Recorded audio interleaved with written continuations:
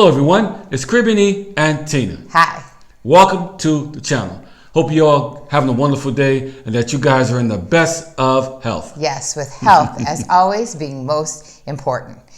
Well, these new travel restrictions have hit the United States, entry from other countries, so let's talk about it. Let's talk about your maybe short-term, maybe your scouting mission, or maybe a long-term stay in the Dominican Republic. How are you going to navigate that? We want to make sure you guys are always really well planned, it's executed correctly, and that you save as much money as you can while you're on vacation. Because what's the point of getting this great kill steal deal and then going out there and racking up $600 to $800, which we have heard, knocked onto the next month when you see cell phone bills, bank fees, COVID testing bills, all this stuff you guys weren't anticipating. So let's anticipate it, shall we? Let's go. He always says. So as of December 5th, the entry requirements into the USA, meaning you are coming from another country, but you are entering back into the United States of America, before you can get on that plane from wherever, even the Dominican Republic, before you enter into the United States 24 hours prior, you have to have a negative COVID test. So it might be proven a little hard to navigate. So we're going to try to help you out with that. And it can also be very costly. We've heard horror stories of people paying $80, $150, $200, $250 to get COVID tested in the DR. It does not cost that much. So like we said in a lot of the other videos, most of the testing sites are all over the entire island, but the ones that hit you in the pockets, and they are trying to, are the ones closest to the airport. They're anticipating and banking on you not being prepared. They want you to wait till the last minute, freak out, and have to go a block over.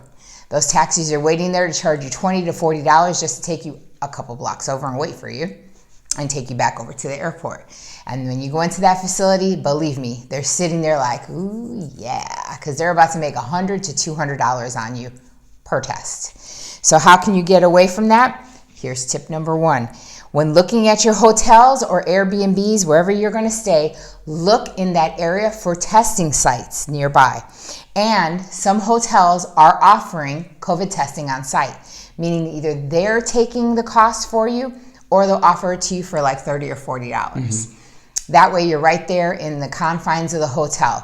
But a lot of our viewers love Airbnb. We love Airbnb. Sure do. Always great deals. So if you're getting that Airbnb, you also want to look on your map, your huge Google map, and see how far are you from a testing facility. I'm going to list some testing facilities for you. One of the biggest ones, Lab Referencia. They're located in 14 total cities. So it doesn't matter where you're going, from the north to the south, the rooter to the tutor, they have one in that city for you. And those tests, the antigen COVID test, can be done within 3 hours. And the cost of the test is 1,750 pesos, which is $31 US. That's for that test. But they do have other tests available, and they have different prices. The most expensive one I saw was a $72 test. But still, that's not 100, 150, 200 when you're by the airport. Yep, because when you're by the airport, they're going to get you going and coming. Believe me. And like I said, they're everywhere. They're in Santo Domingo, they're in Santiago, they're in Punta Cana, they are in La Romana, they're in Puerto Plata. So everywhere you might be flying in or out of, there is definitely one around there. And most people fly into where they're staying. So that's an easy way to make sure. Just look at that Google map, be wise, and remember that no one's going to care about your money or your budget better than you. So plan ahead, because the price you will pay will be your unpreparedness. So you got to do your own research before you get on that plane. Do your prior planning, so when you get here, you won't be coulda, shoulda, woulda. Yes. Also, another easy way to get a jump on that whole travel form that's going and coming is to enter and exit the country, submit the digital version of the affidavit of health of a traveler, the customs declaration, and the embarkment/disembarkment form. Normally, those are all given to you by paper, but now it's done on one website, and we'll put that down here. It's one easy electronic portal. You can do it prior to your getting on the plane and arriving in the DR, and before you get on to go back home. And that portal will give you the little quirky code that you're going to need when you get in front of that immigration officer or agent. They need that. They need to scan it before they can either let you go into the land when you've arrived, right, and before you can get into the airport to leave. So it's easy. It's a process that you can do one form for up to 6 members of one family, as long as you're all living in the same family, in the same place. And it's a great instructional video. So at this website, they actually have a little instruction video that you watch. It tells you exactly how to fill out the form. Simple. And it's in English. Yeah. And don't let it complicate you guys. Just follow the proper procedures and it'll be a smooth transition. But if you don't, that's going to be nothing but problems, delays, and costs incurred. Ooh, yeah. Well, so that leads us to tip number 2. Another very important thing to look at is the maps and the mileage from the airport that you're arriving or departing from to where you were staying.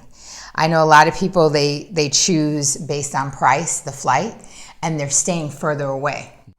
So you don't want to have to not realize how far your hotel or your accommodations are from that airport, because you're saying, oh, it's saving me a $20-$40 flight price because I didn't fly out of Santiago. Well, was it worth it? You had to rent a car, you had to get gas, and then, God forbid, something else happens. Right, absolutely. So that's something you got to really, people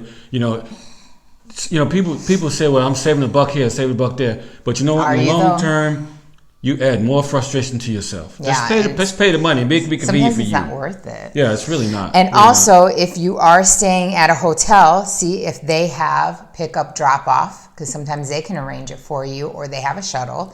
And Airbnb, always email the owner and see how accommodating they are. That might be the make or break of you even wanting to stay at that Airbnb, because you may find another Airbnb guy who has someone who drives, and they charge you a small fee, or an owner that would be happy to pick you up and make sure that you get to the Airbnb from the airport. So, I mean, it's the way they say, it's the question that you don't ask, that you don't get an answer for. So sometimes if you reach out to these owners, they're accommodating and they'll do it. Or they have someone that they use and do it. Because if you're thinking about renting a car at the airport, like we've said in another video, is costly. It's like U.S. prices. Yes, it is. It's always cheaper to get the rental away from the airport in the city that you're staying in. And most importantly, remember that navigation is sometimes tricky because of Wi-Fi. Wi-Fi issues. And they're spotty in some areas in the country. And remember that we've said it a million times, when you arrive at the airport, only taxis can take you to your accommodations. Ubers are not allowed to pick you up in the airport. They're only allowed outside of the airport and to drop you off. So remember that when you're talking about what airport you want to fly into and where you're staying. Tip number 3, getting pesos when you're in the country. Walk past that kiosk at the airport. It is designed to rip you off. So before you stay, when you're thinking about where your accommodations are, again, you're looking for testing sites. You're looking to see how far it is from the hotel or from the airport. And you're also looking to see, is it located by the major banks? We're talking Banco Popular, Banco Santa Cruz, Scotiabank, Banco Multiple BHD. They're the biggest ones. They have the most ATMs and service windows. You can go in, take your U.S. money. They will exchange it for you on the spot. All you need is your passport. And you can use the ATM. But when you're using that ATM card, before you leave home, call that bank of yours and find out what are the foreign exchange fees. Fees will get you every time. They will, like Eric says, fee you to death. So they will get you on using that ATM overseas, and then they'll charge you a foreign exchange fee. So know your foreign exchange fees. Know that you're going to have to use your card sooner or later, so ask the bank ahead of time. Because what you don't want to do is get home a month later. There comes all those fees on your bank account, and you're sitting there $100 to $200 in debt because you didn't budget for that. And your $20 meal that you thought you got such a great deal on ended up costing you more like $80. And these banks will eat you alive, but that's how they stay in business. from your money. These all seem like really small fees, but trust me, in the end, they really add up. Yes. So your cell phone bill, those bank fees, all the money you're wasting if you stay too far away, COVID testing can turn a beautiful trip that was only supposed to cost you a few $100s up to thousands. A nightmare. Remember that. So, with that in mind, in the meantime, between the time, always remember that life is to be enjoyed. Yes. So, as always, thanks to all our new subscribers. But if you haven't, make sure to hit that subscribe, hit that notifications, give this and all video a thumbs up because that's the free and easy way to patron the channel. And remember that all information is underneath every video. So until the next video, peace.